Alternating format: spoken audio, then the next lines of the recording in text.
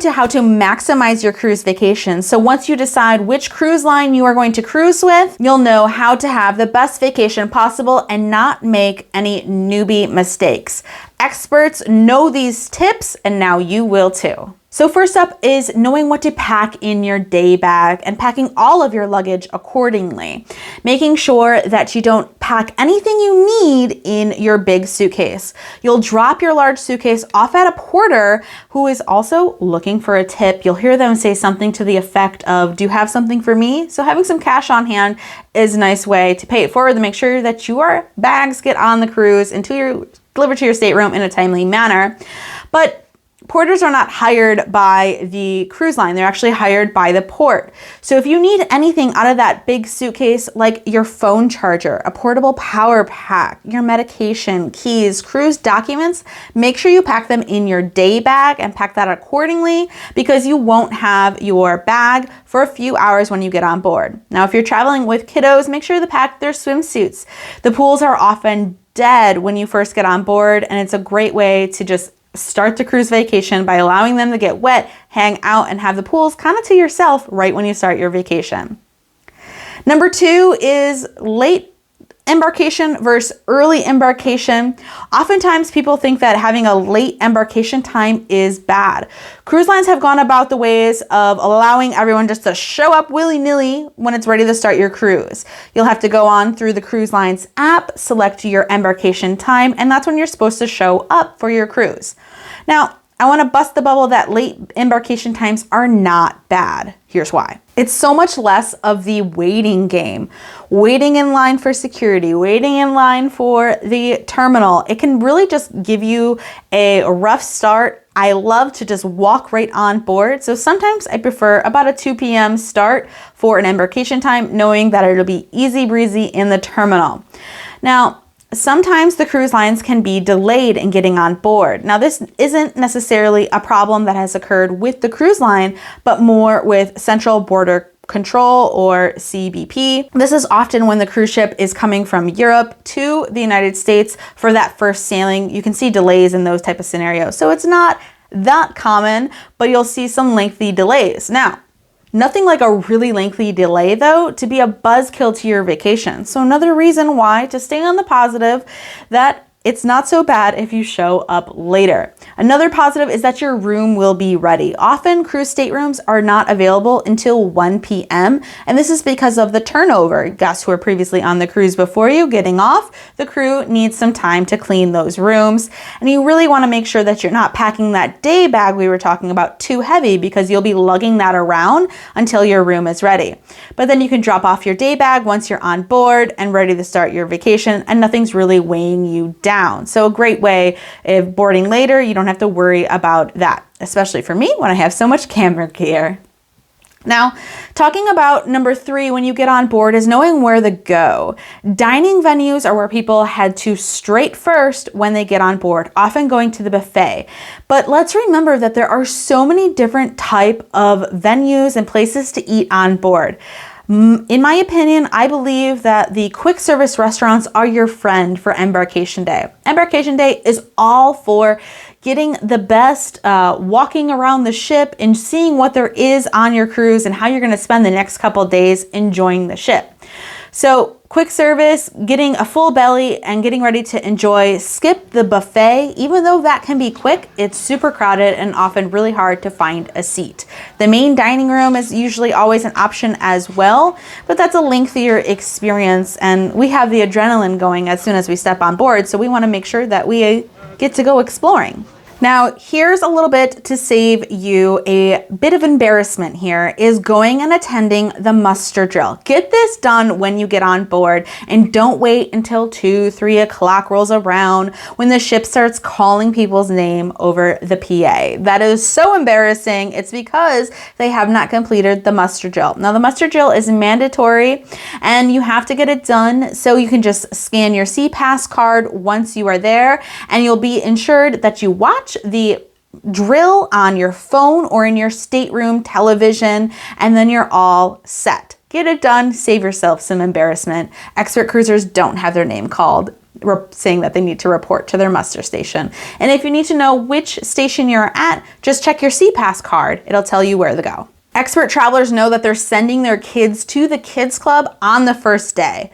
Let's face it, kids can be kids and somewhat cliquey. They want to meet their friends on the first day, know everybody who's on board. If they show up a little later in the cruise, a lot of friends have already started to hang out together, and it makes it harder for your kids to enjoy the cruise vacation if they are late to the party, essentially. Not only is it just for those kids reasons, but also for the cruise line's kids clubs. They're often doing registration so that you can get them signed up, but also open houses for you as the parent to view all the spaces so you can know what they're like, especially if you have kids at different ages to where they might be in different kids clubs across the ship. It's a nice way to see the spaces before you send them off. This is a major tip if you wind up getting the wrong dining time. Perhaps you enjoy late dining and you don't want to dine in early dining and you want to switch it.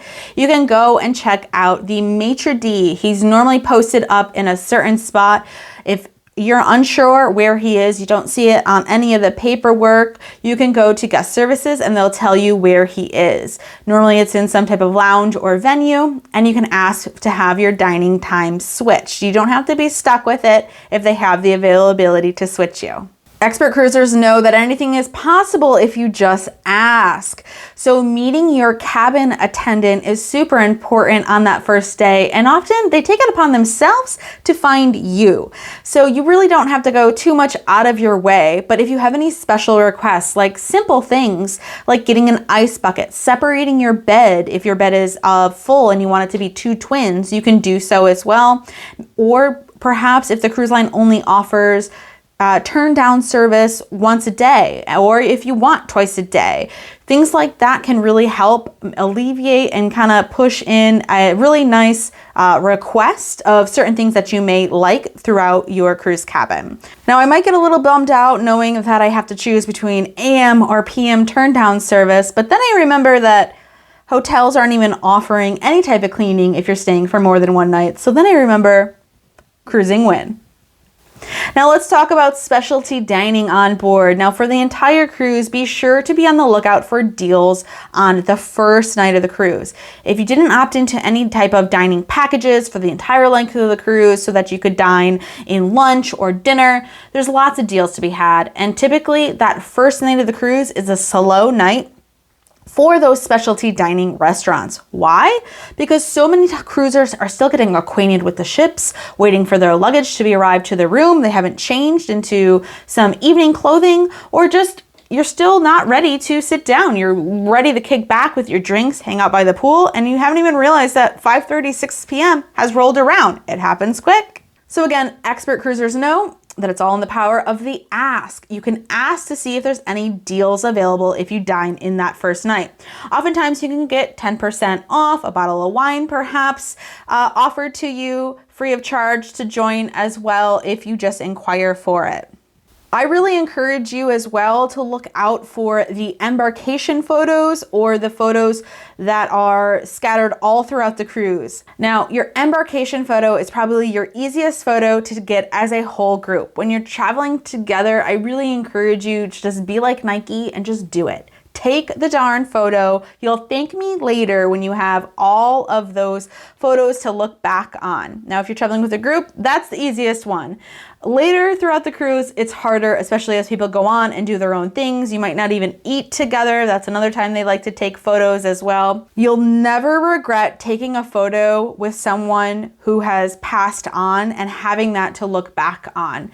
Capture those memories. Make sure that you have those photos from years to come. You'll thank me later.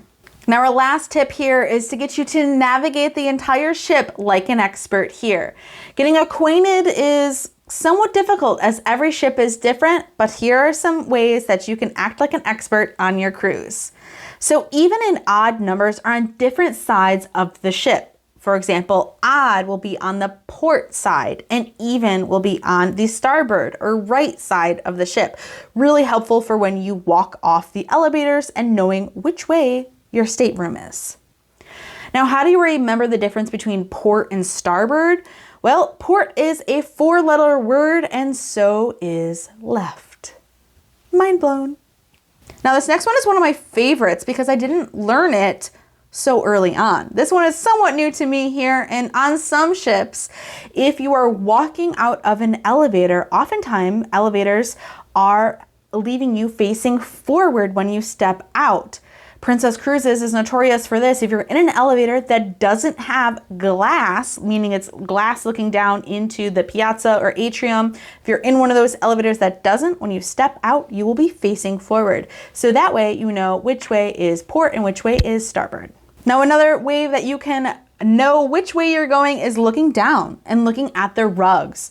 A lot of times they will put different types of patterns into the rugs so you know which way you are going, with oftentimes different colors for port and starboard, but also different colors for which ways, or some type of directional figure, or even arrows, or which way fish are swimming, to make it show which way is forward and which way is aft.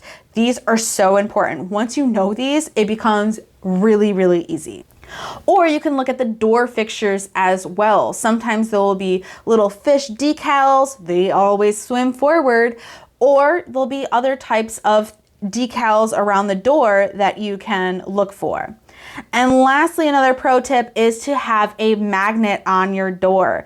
This is to help you identify as you're walking down those hallways that sometimes feel like you're walking for forever. That'll help you identify that you are at your room or close to your room if you see someone else do it as well. These door magnets are really popular on cruises. You can often get personalized ones with your name, the vacation, ship, where you're going, who you're traveling with. It is really intricate and so popular within cruises. And then lastly, when you're trying to navigate, this one is a funny one. If you're trying to navigate to the theater, often remember that those are placed in the forward. Like a busty can production show, that is in the forward. And if you're headed to the dining rooms, those are often situated in the aft of the ship or the back. And just like all that food, it goes to your butt.